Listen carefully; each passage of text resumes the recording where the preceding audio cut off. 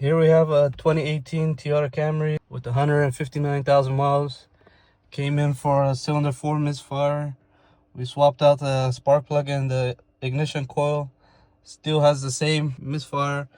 I'm about to swap out the injector with the cylinder 3 and see if that fixes the issue. And I'll let you guys know.